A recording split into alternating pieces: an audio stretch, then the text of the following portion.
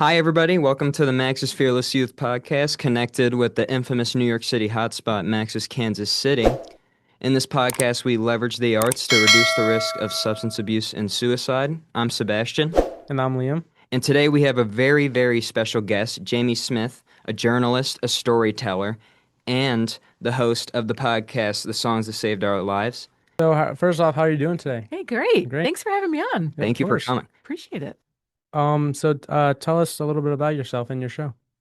Yeah, I currently host a show on Radio Kingston, WKNY here in Kingston, called Songs That Saved Your Life. It's a weekly 2-hour show where we talk about rock and roll history, but we do it from a queer lens. And so, when you think about history books, a lot of times the stories of queer people in their lives and that part of their lives can often get erased or downplayed in the history books that we read. And so that's where I come in. I've done all of this research and read all of these books. I have so many nonfiction history books on the history of rock and roll. Yeah, it's every Wednesday from 1 to 3 on Radio Kingston. Why music specifically? Is music important to you in your life?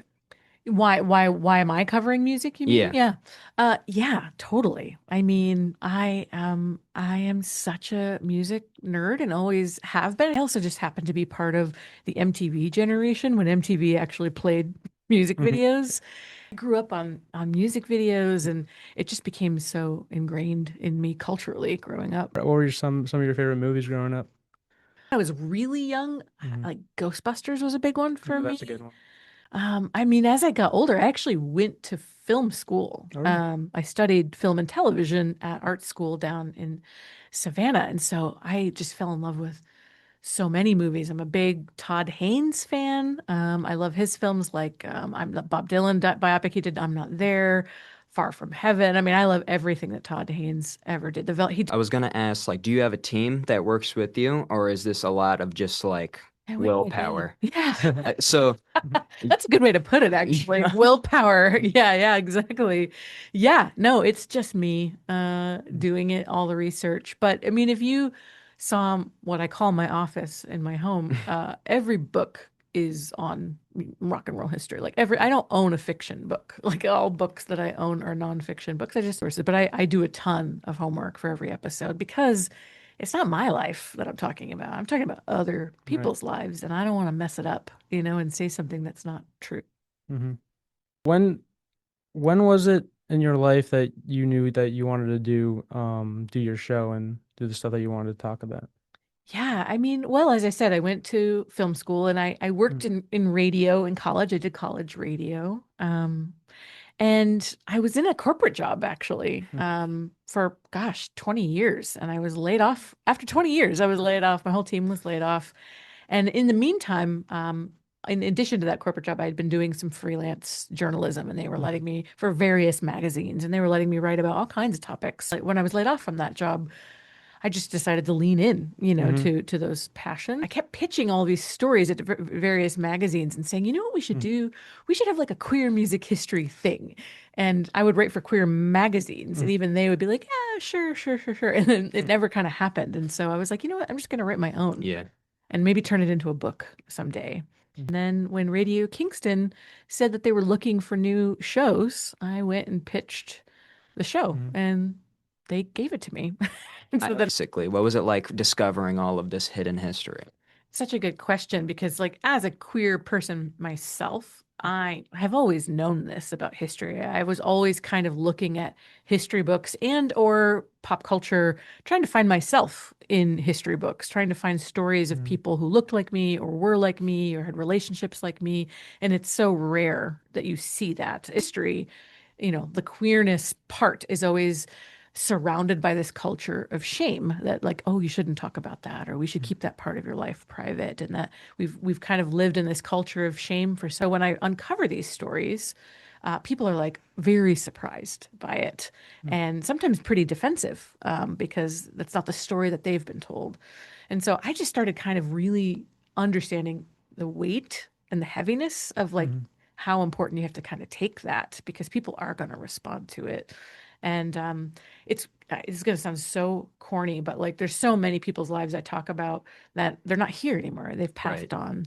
and I kind of talk to them. Like I treat Yeah. them as sort of like my queer music ancestors, and I sort of like commune with them spiritually, before I write about. You have a story that we wouldn't know about where it's like, wow. Yeah, it's more stories than you think, actually.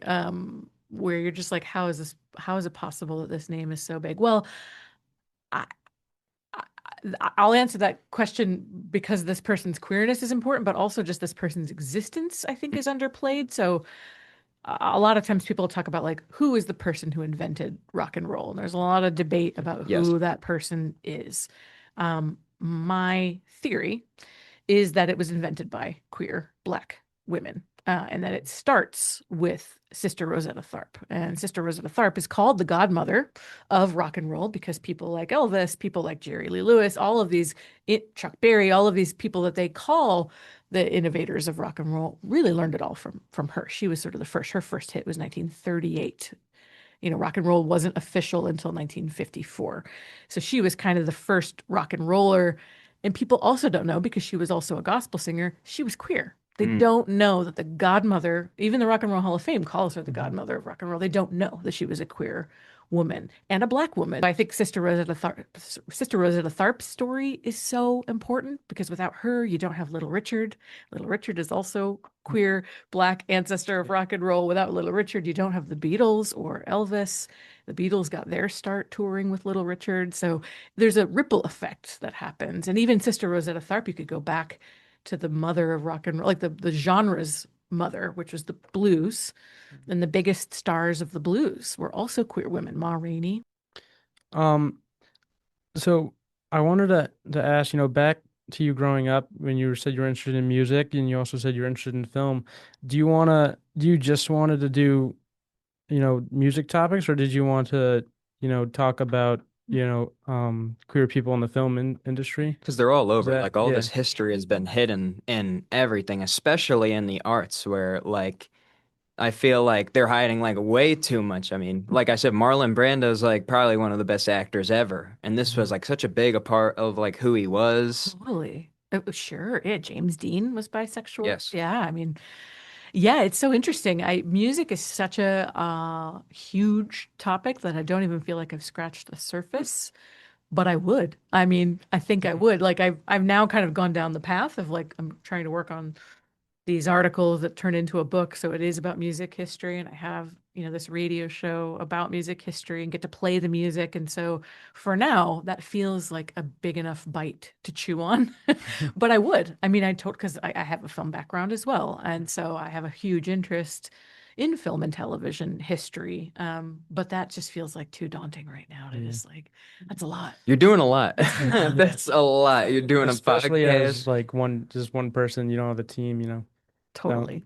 And I think, but that speaks to how genuine your research is. It's much different for someone to look at you and be like, I don't believe this, and looking at you and a bunch of people. If you're looking at someone like you who has put in so much work by yourself, just like out of your own personal time and like made it your own platform to speak about it, I feel like it's much more hard for someone to discredit you. Mm, Especially when you say you're laying out the paperwork, why do the argument when here are the facts? mm.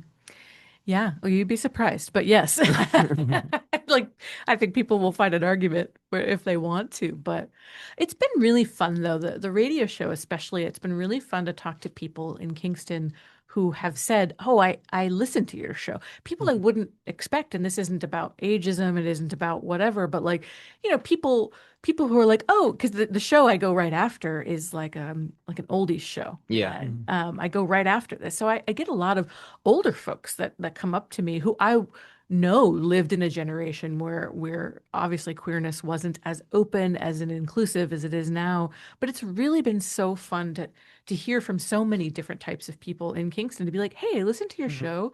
And I wasn't sure at first, and now I'm like really interested. And like these are some really good stories about people that I know and love, people like Billie Holiday and Nina Simone, like people that I grew up listening to that I didn't know these things about, which is really cool.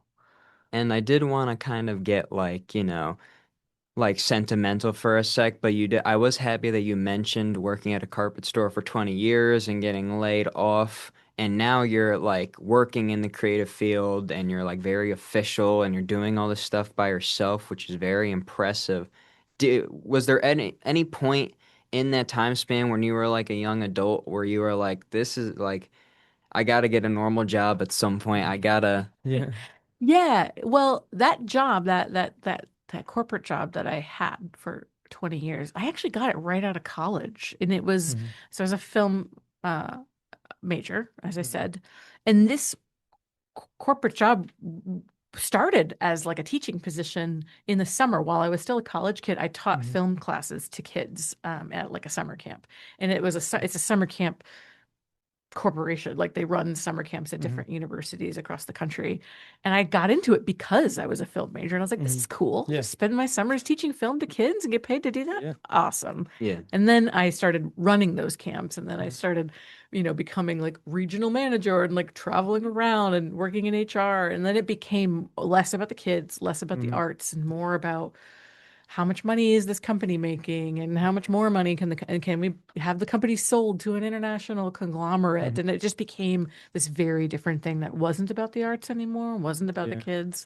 So it was kind of a blessing to get laid off because I was Yeah. doing these artsy things on the side, Yeah. to just kind of keep Mhm. the creativity going. um so it was kind of a blessing to like lose that job and now get to focus, lucky me, that like get to focus on these other things. Yeah, and I would say, well, first of all, the willpower to just be able to Mhm. say, like, I got laid off. It was a great thing that Yeah. happened to me. Yeah. But also just the fact that I feel like you found the sweet spot with what you do, where like there's a lot of like personal love that goes into what you do. I can tell Mm. by the way Mhm. that you talk about it, by like the way you present yourself, and by the way that you present your platform, by the very cool website. Mhm. Yeah. Thanks.